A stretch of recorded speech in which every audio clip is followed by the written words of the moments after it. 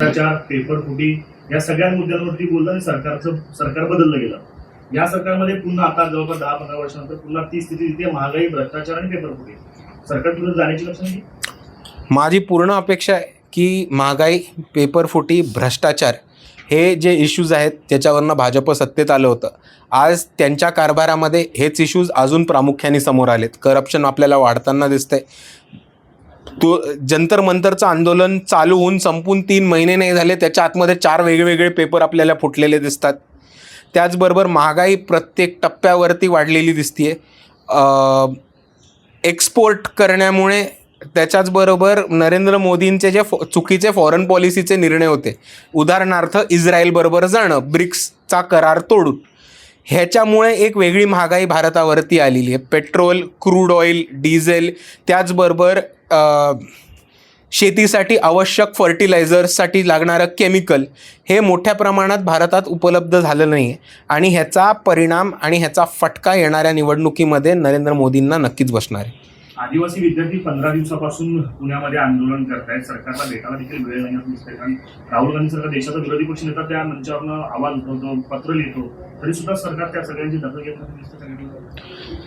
सरकारने आत्तापर्यंत आदिवासी विद्यार्थ्यांच्या बाबतीत कोणतीही ठोस भूमिका घेतली नाही. काल त्यांनी नुसतं म्हटलं होतं की एक नवीन निर्णय आला आहे आणि तो तोंडी कबुली दिली होती. पण आमचं हेच म्हणणं आहे की जोपर्यंत तो निर्णय GRच्या स्वरूपात येत नाही तोपर्यंत त्याच्यावर कोणताही विश्वास नाही ठेवावा. कारण हा निर्णय कॅबिनेटमध्ये घेतला जाईल आणि कॅबिनेटचा निर्णय हा GRमधूनच आम्हाला कळायला पाहिजे. दुसऱ्या बाजूला आपण बघितलं तर आदिवासी विद्यार्थ्यांचे बरेचसे प्रश्न आहेत. मेसचा प्रश्न आहे, सवलतींचा प्रश्न आहे, बोगस आदिवासी सर्टिफिकेट्सवरती जे ॲडमिशन्स घेतलेत त्यांचा घुसखोऱ्यांचा प्रश्न आहे. आणि ह्या सगळ्या प्रश्नांवरती आदिवासी विद्यार्थ्यांनी 15 दिवस आंदोलन करायची भूमिका घेतली आहे. वंचित बहुजन आघाडी हे त्यांच्या आंदोलनामध्ये पूर्वपणे पाठीशी आहेत. पहिल्या दिवसापासून वंचित बहुजन आघाडीची पुण्याची टीम त्यांच्या संपर्कात होती. काल त्यांच्या आंदोलनाच्या ठिकाणी मी सुद्धा जाऊन आलो होतो आणि विद्यार्थ्यांशी संपर्क साधून त्यांना मदत करून त्यांच्या आंदोलनाला बळ देण्याचं काम हे सुद्धा वंचित बहुजन आघाडी करतच आली. वरच्यांना भाजपची जवळकी करायला लागते, खालच्यांना काँग्रेसची जवळकी करायला लागते. मी काय बोलू याच्यावर? सोयीचं राजकारण ते सांगतील, ते राजकारण करतात. दोन्ही राष्ट्रवादी एकत्रित येण्याच्या चर्चा सुरू होतात.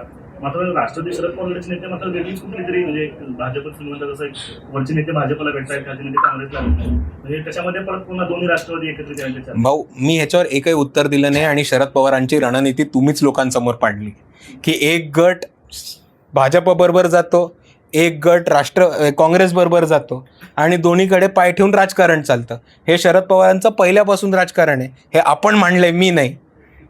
साहेब, तुम्ही देखील युथ आयकॉन आहात आणि राहुल गांधी जे आहेत ते जेनजीन सोबत कनेक्ट होण्याचा जो आहे तो देशभरामध्ये प्रयत्न जो आहे तो त्यांचा चालू आहे. त्याचबरोबर देशाच्या प्रधानमंत्र्यांना देखील जो आहे तो रील फॉर्मॅटमध्ये व्हिडिओ जो आहे तो पोस्ट करावा असं वाटतं आणि कुठेतरी जेनजीन बरोबर हितगुज साधण्याचा प्रयत्न करत आपण काय प्रयत्न. मला या आंदोलनातनं सगळ्यात काय आवडलंय ते म्हणजे जेनजींनी म्हाताऱ्यांना वेड लावले.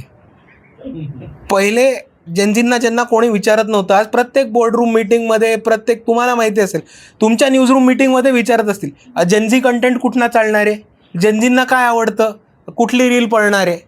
ज्या टपक्याला तुम्ही इतके वर्ष विचारातच नाही घेतलं आणि हडहुड करत राहिलं, आज तो टपका आहे सगळ्या म्हाताऱ्यांना नाचायला लावतोय. ह्याच्यावरती मला खूप आनंद आहे. तुम्ही काय प्रयत्न करणार आहेत का? वंचित बहुजन आघाडी, युवक आघाडी, त्याचबरोबर सम्यक विद्यार्थी आंदोलन आणि पक्षातले सिनियर पदावरती असलेले सगळे युवक, हे युवकांशी संपर्क साधणं, त्यांच्या प्रश्नांवरती हात घालणं आणि त्यांच्याबरोबर काम करणं हे एका बाजूला चालूच होतं. आणि दुसऱ्या बाजूला आपण जर महानगरपालिका, लोकसभा, विधानसभा आणि स्थानिक स्वराज्य संस्थेचं तिकीट वाटप बघितलं असेल तर मॅक्सिमम युवकांना जर कोणी संधी दिली असेल तर ती वंचित बहुजन आघाडीने दिली. तर नुसतं जेनझी काय म्हणतात ह्याच्यापेक्षा जेनझी सत्तेत कसा पोचेल आणि जेनझी सत्तेमध्ये जाऊन जेनझींना जो बदल हवा आहे तो राजकारणाच्या मार्फत कसा आणेल ह्याच्यावरती आमचा जास्त फोकस आहे. हा जो सल्ला आहे आता शेवटला दिला की जेनझी सत्तेत कसा पोहोचेल, हा नेमका कोणाकोणाला असेल? म्हणजे नाही, तो माझ्या पक्षाला, मी बाकी कोणाला सल्ला देत नाही. ती माझी स्ट्रॅटेजी आहे. आरक्षण उपवर्गीकरणाचा विषय सध्या खूप पेटलेला दिसला. तर दोन्ही बाजूनं म्हणजे आरक्षण उपवर्गीकरण करावं आणि करू नये या दोन्ही बाजूनं भूमिका घेतल्या जात आहेत. आपल्या काकांनी स्वतः आरक्षण उपवर्गीकरणाला विरोध केलेला आहे. वंचित बहुजन आघाडीची नेमकी भूमिका काय? वंचित बहुजन आघाडीची नेमकी भूमिका काय, ह्या प्रश्न मला ह्याच खोलीमध्ये मागच्या वेळेस जेव्हा आपण प्रेस कॉन्फरन्स केला होता तेव्हा आपण दाखवला होता. जर आपण त्याचं उत्तर दाखवणार नसाल तर परत परत तो प्रश्न विचारू नका, ही माझी सर्वांना विनंती आहे. पण परत तुम्ही विचारला तर सांगणं माझं काम आहे, म्हणून मी परत एकदा सांगतो. 14 एप्रिलला राजगृहावरती बाळासाहेब आंबेडकरांनी प्रेस कॉन्फरन्स घेऊन वंचित बहुजन आघाडीची भूमिका ही स्पष्टपणे सांगितली. तर 14 एप्रिलसारख्या दिवशी, महत्त्वाच्या दिवशी बाळासाहेब आंबेडकर राजगृहावरती प्रेस घेत आहेत, ह्याच्या इतकी महत्त्वाची गोष्ट मला तरी वाटत नाही. दुसऱ्या बाजूला बाळासाहेब आंबेडकरांनी ठराविकपणे त्या प्रेस कॉन्फरन्समध्ये म्हटलं होतं की जे असंविधानिक, अँटी कॉन्स्टिट्यूशनल, अनकॉन्स्टिट्यूशनल किंवा संविधानाच्या चौकटीच्या बाहेरचं उपवर्गीकरण असेल त्याला आमचा विरोध असणारच आहे. हे बाळासाहेब आंबेडकरांनी 14 एप्रिलला राजगृहावरती ठाम भूमिका घेऊन सांगितलं होतं. आणि त्याच्याहून महत्त्वाचं मला आजच्या घडीला वाटतं की रिझर्वेशन हटाव आंदोलन, रिझर्वेशनला शिव्या घालणं, SC STंना खूप मोठ्या प्रमाणात शिव्या घालणं, OBCंना खूप मोठ्या प्रमाणावर जातीवाचक शिव्या घालणं, हे खूप मोठ्या प्रमाणात भारतामध्ये चालू झालेलं आहे. आरक्षण हटाव, रिझर्वेशन हटाव आंदोलन हे तुम्हाला सगळीकडे वाढताना दिसतंय. आणि जर रिझर्वेशनच हटलं तर उपवर्गीकरण कशात लावणार आहात? हा एक कॉमन सेन्सवाला प्रश्न आपल्या सर्वांना पडला पाहिजे.